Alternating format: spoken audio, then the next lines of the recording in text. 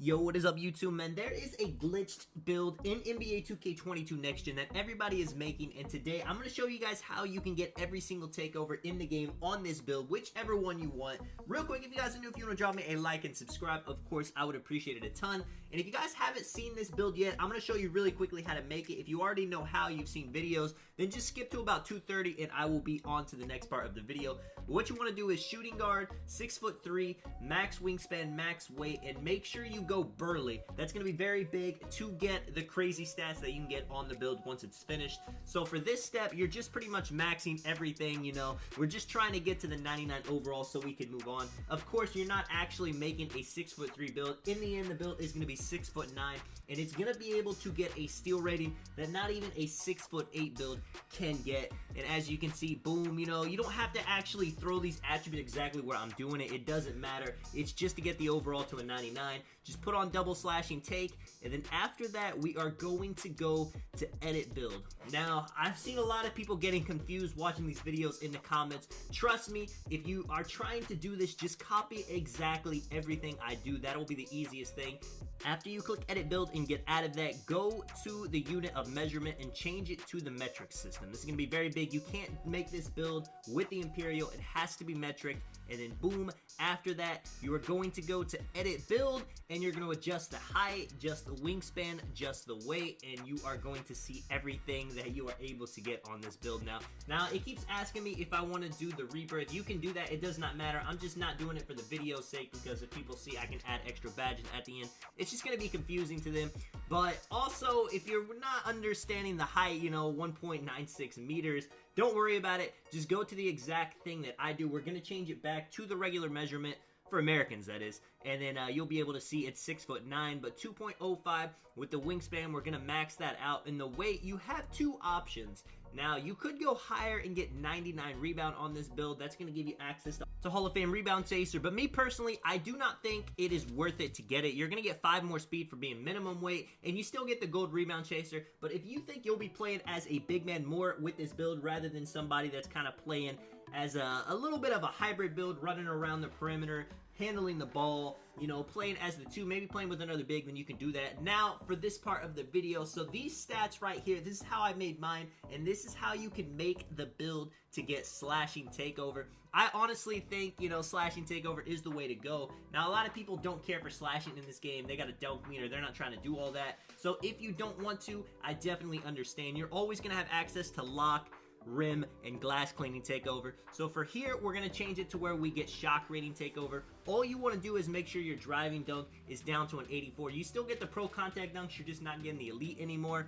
And you see we're going to up our mid-range just a little bit to 82. I still had it at 80 with slashing takeover, so it's not like you're giving up too much to get the slashing takeover. I end up just putting it on my close shot. That can be valuable. You know, you're 6'9". If you're going up against, I wouldn't say you're going to go up against a small defender a lot, but maybe you play the ones and you're going up against a lot of 5'7", a lot of 6'2" guards, and then having this fast twitch, having this close shot, you can even hit him with some post hooks, it might actually be useful. And you see now, we have shock rating takeover instead of the slashing takeover on this build.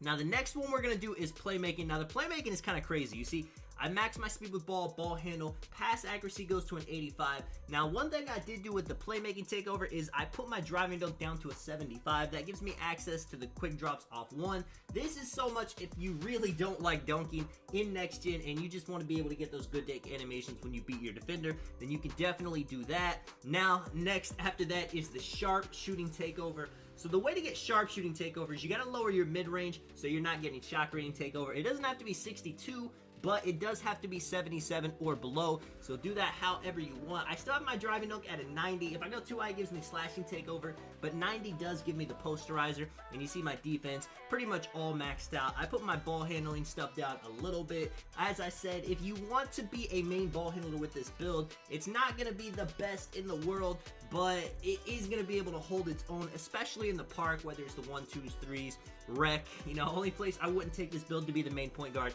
is the comp pro am scene. That's how you get the sharp takeover, and even a bonus, you can get post scoring takeover on this build as well. All you gotta do is put up the post control, and boom, now I have post scoring takeover as an option.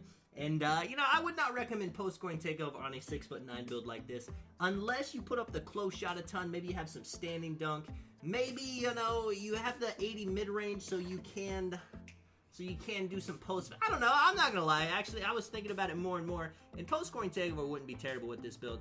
To end the video, though, I'm going to show you guys exactly how I made the build. Of course, I had to make it. I played a lot of Comp Pro-Am, and having a Hall of Fame interceptor is huge on a build this tall. That is honestly the main attraction for this build, is because of the 90 steal, and mine gets the elite contact dunks with slashy takeover, and you are called a two-way finisher. If you want to be called a perimeter lockdown instead, all you got to do is put the close shot down to a 50 instead of a 54, and boom, you have a whole new build. It compares you to Kobe Bryant and Klay Thompson. You know, crazy comparisons, probably not the most accurate in the world, but those are great players. With the finishing badges, Posterizer, Slithery, Limitless Takeoff, those 3 badges are great at just getting you contact dunks. Now, in this video, I didn't really even talk about why people are making this build, so I'll go ahead and touch on that a little bit before I end it. The reason this build is so crazy is because of the 90 steal rating. Now, in this game, you know, the left-right play shots, it's just impossible to really guard them 1v1.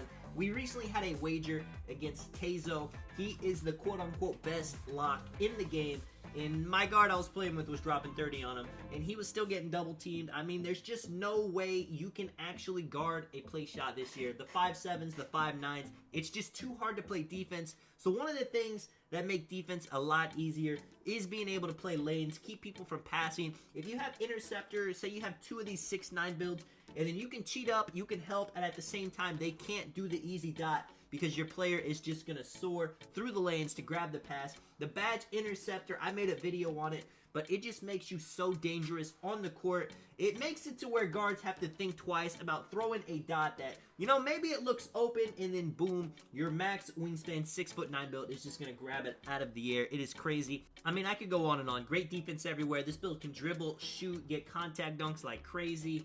It's just a glitch build that should not be possible to make, and yet here we are. Now, checking out what I'm doing with the defensive badges. Now, if you did the college and you're deciding what extra badges should I get, maybe you hit level 39, so you have a couple extra badges there, I would recommend putting them all on defense. I mean, look at all this, you know. Chase Down Artist, Intimidator, you can get all those badges on Hall of Fame, and it is not cheap to do that, so the more badge points you have to spare, the better you will be. Let me know if you guys enjoyed the video, man. This is Sonic. I will catch you guys in the next one. I'm out. Peace.